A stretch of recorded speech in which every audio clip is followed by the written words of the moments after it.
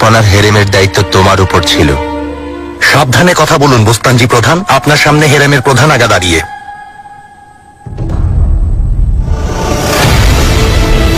আমি শুধু বোস্তানজি প্রধান নই, জাহাপনার প্রধান সহচরও আমি।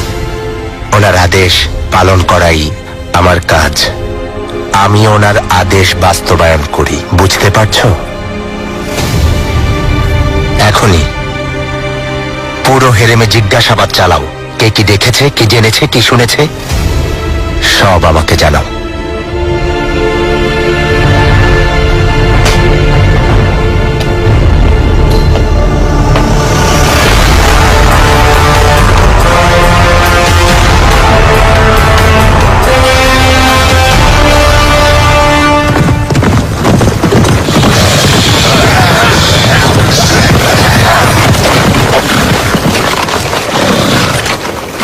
ইসমাইল, উস্কোদার একটা নৌকা অপেক্ষা করবে।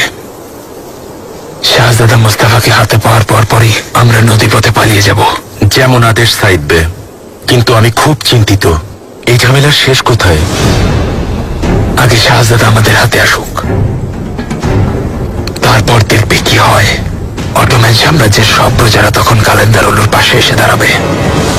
তাদেরকে সাথে নিয়ে আমরা রাজধানীতে হামলা করব আর সুলতান আহমেদকে ক্ষমতাচ্যুত করব।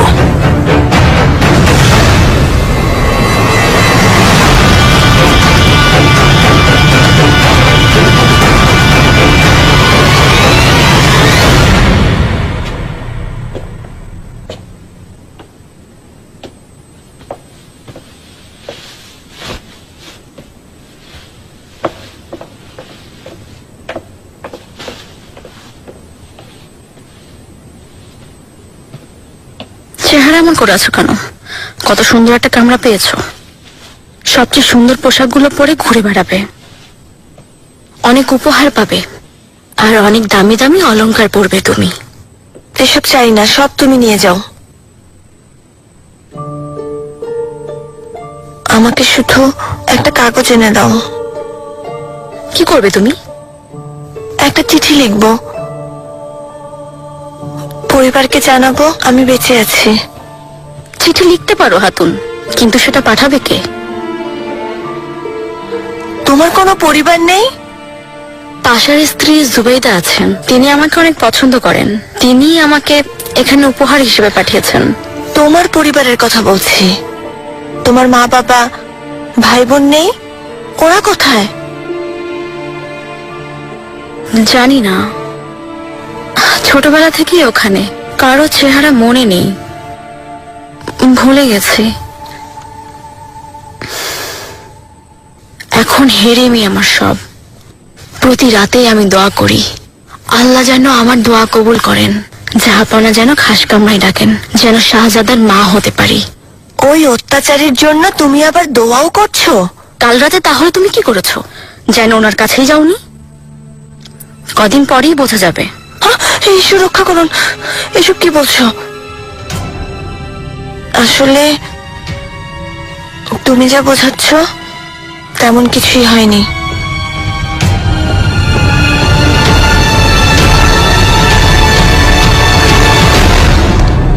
এই খবর তুমি এখন দিচ্ছ? সুলতানা মাফ করবেন, আপনি ঘুমোচ্ছিলেন তাই আমি। শাহজাদা প্রাসাদ থেকে পালিয়েছে আর তুমি আমার ঘুমের চিন্তা করছো?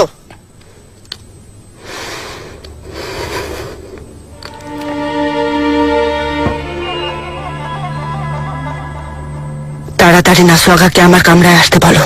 যেমন আদেশ সুলতানা।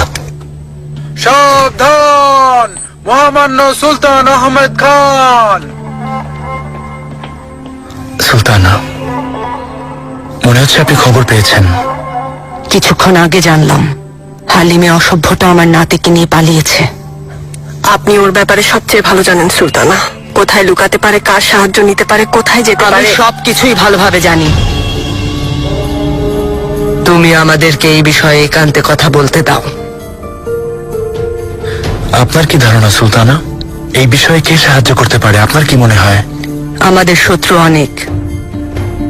মনে হচ্ছে আমাদের ভিতরের কেউ হালিমিকে জানিয়েছে তুমি শাইখুল ইসলামের কাছে ফতোয়া চেয়েছো, তাই পালিয়েছে। তাহলে যে সাহায্য করেছে সে শাহজাদা মুস্তাফাকে ফাঁসি দেওয়ার পক্ষে না। শুনেছি আপনিও এই সিদ্ধান্তের বিপক্ষে। পুরো পৃথিবীর বাদশাহ আমার সাহসী নাতিও এই সিদ্ধান্তের বিরুদ্ধে, ফাঁসি দেবে না বলে কথা দিয়েছে। এখন আমাকে দোষারোপ করছো?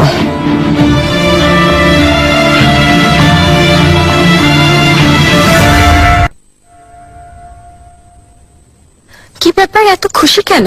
হঠাৎ তোমার মন ভালো হয়ে গেল? আজ রাতে ওর বদলে তোমাকে পাঠানো হচ্ছে না তো? যাও, এখানেই থাকো, তোমার ভাগ্যে এই ছিল। আহা, কি হয়েছে জান্নাত কালফা?